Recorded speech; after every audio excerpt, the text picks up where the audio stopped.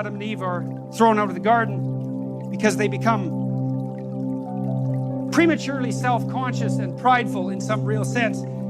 God is presented as the spirit that you walk with when you walk unself-consciously in relationship to the highest in the garden. And that's actually an experiential reference. As you imagine you're having a particularly good day in a particularly beautiful garden, like the day we had today. It's like, are you closer to God?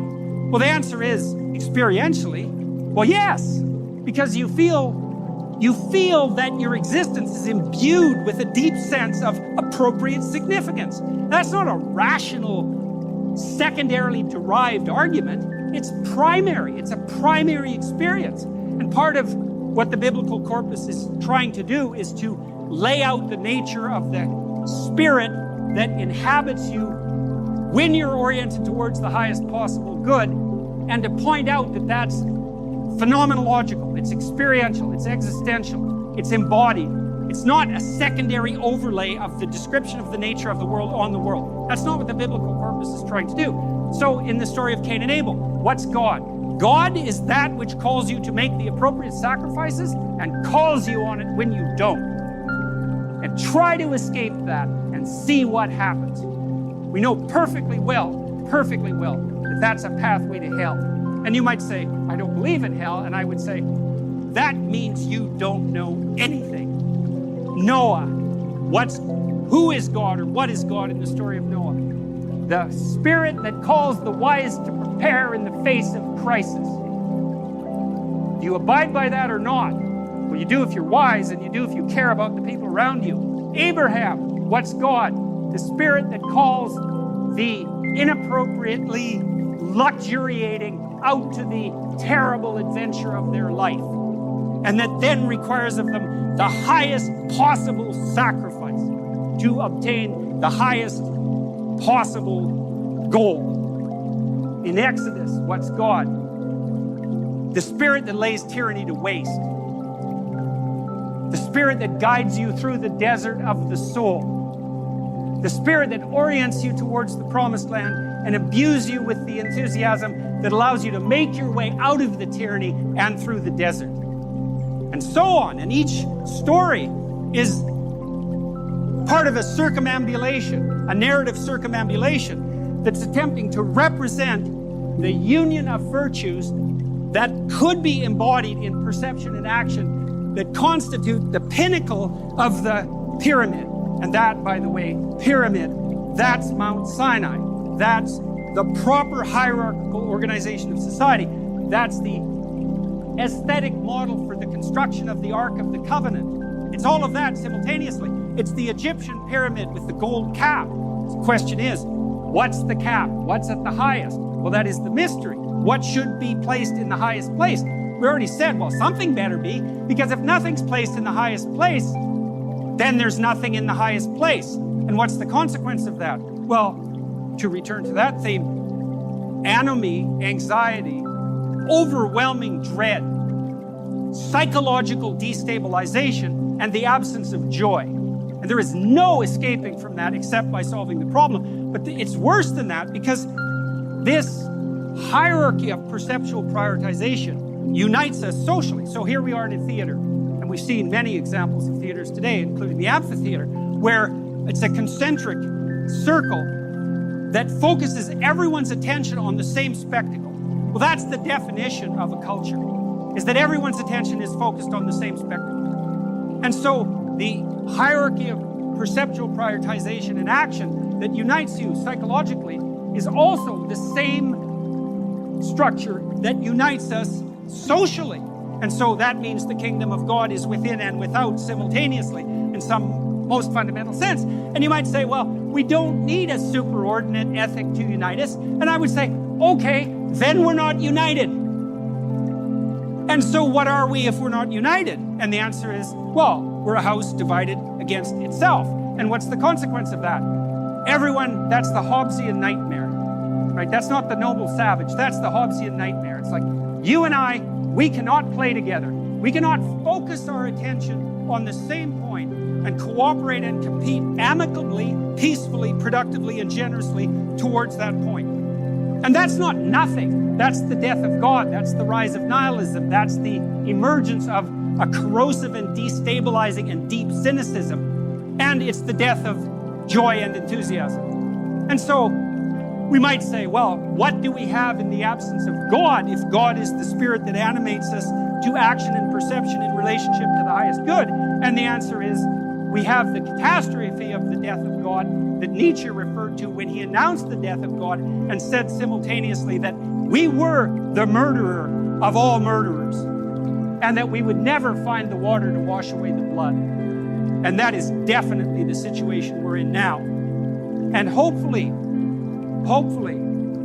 we'll all wake up enough at the individual level to play out that catastrophe of valuelessness within our own souls and render the judgment that's necessary upon each of us in ourselves by our own voluntary assent, or we'll act out the failure to do that in the external world.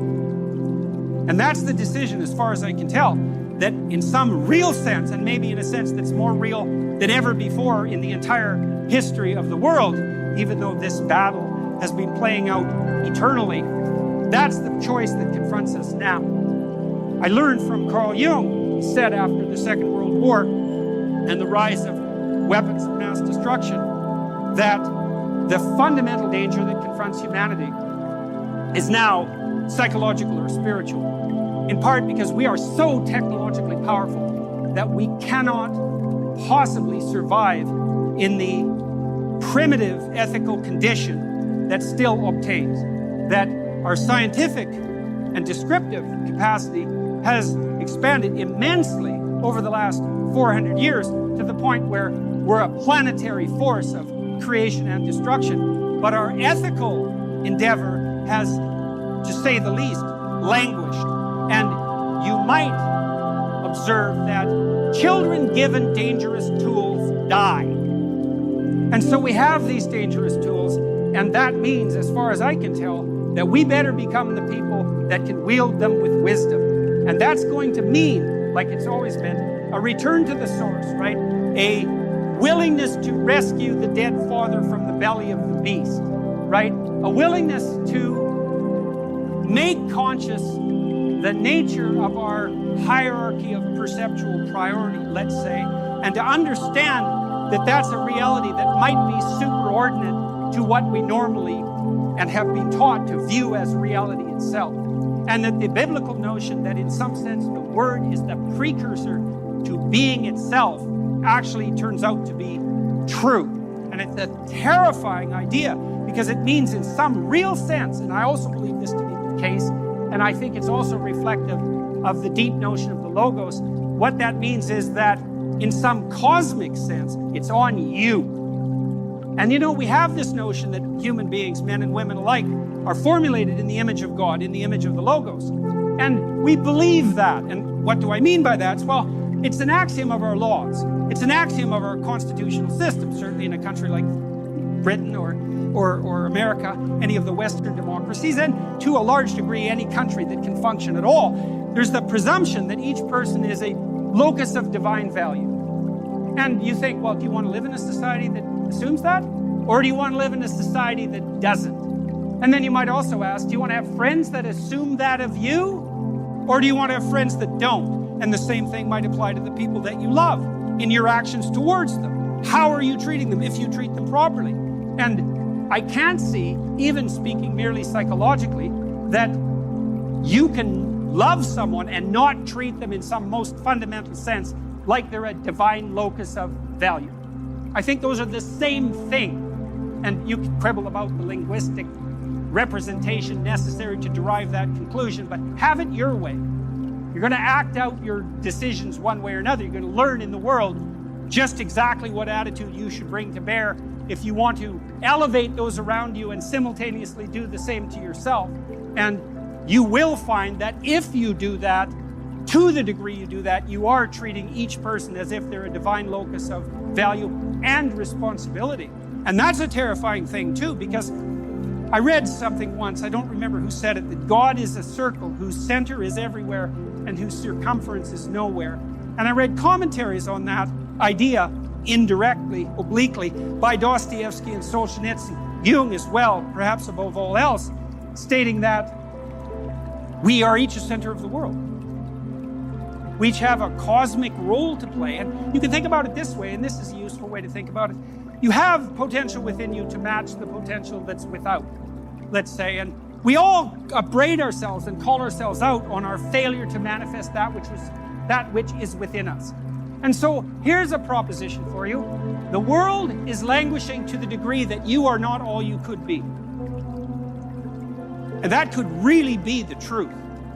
And to the degree that we're made in the image of God and made in the image of Logos, and also the entity that has to undergo the tragic death that's represented by Christ, and maybe the encounter with hell that's part of the story of the resurrection. That's us. That's what we face. And so I'll conclude my discussion of the characterization of the spirit that occupies the pinnacle of the hierarchy of attentional priority with the story of the Passion, which is the full embracing of the catastrophe of life. That's what it calls us to. And religious or not, one thing you might notice is that a good proportion of the entire planet has been obsessed with the figure of the crucifixion and the story of the Passion for 2,000 years. And even as an unbeliever, whatever that means, you have to take that seriously. Now you can write it off as a delusion. Freud tried to do that, and so did Marx, but you have to ask yourself, well, if it's a delusion, why didn't people pick just something happy to look at instead of something utterly dreadful? And I say utterly dreadful because, and this is the truth as far as I can tell, what the Passion is a distillation of tragedy. So imagine that in order to contend with your life, you have to be willing to embrace its darkest elements. You might say, why? And I'd say, well, the darkest elements are there and they're coming, and if you're not prepared, it's going to be far worse than it has to be, at minimum. And maybe it'll just lead to your destruction in ways that are worse than death. And that's a high probability. And so in order to live fully, you have to confront life fully. And that means you have to accept the unjust sacrifice of the innocent in some real sense. And that's you. And that's not even enough. You see, in the Christian Passion, why is it the ultimate tragedy? Well, tragedy is undeserved catastrophe, let's say. Well, then you amplify the catastrophe. Youthful death, torturous death, death with foreknowledge,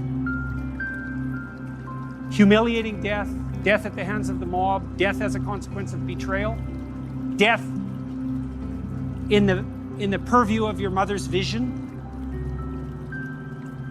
death despite your innocence, death despite your moral virtue, death despite the moral virtue that you have that everyone knows about and recognizes and still sentences you to death. Death at the hand of a tyrant, death at the hand of a nihilist.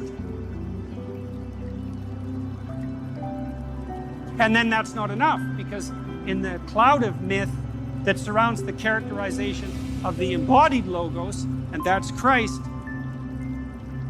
following the radical acceptance of death is the radical confrontation with hell.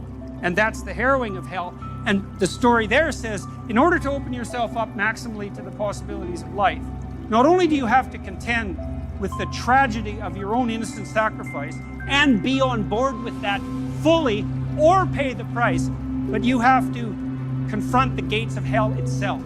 And you might say, well, what does that mean? And you know, our culture has been obsessed, in principle, since the end of the Second World War with what happened in Nazi Germany.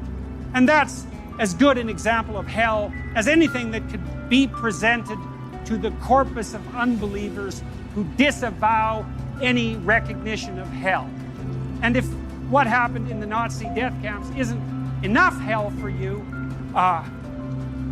then I would suggest that you update your prioritization of perception and value, because it's certainly enough hell to be convincing if you look at it thoroughly. You know, one of the things I tried to do when I studied the Holocaust and also the events in the Gulag was to put myself in the position not of the victim, and certainly not of the heroic rescuer, but of the perpetrator.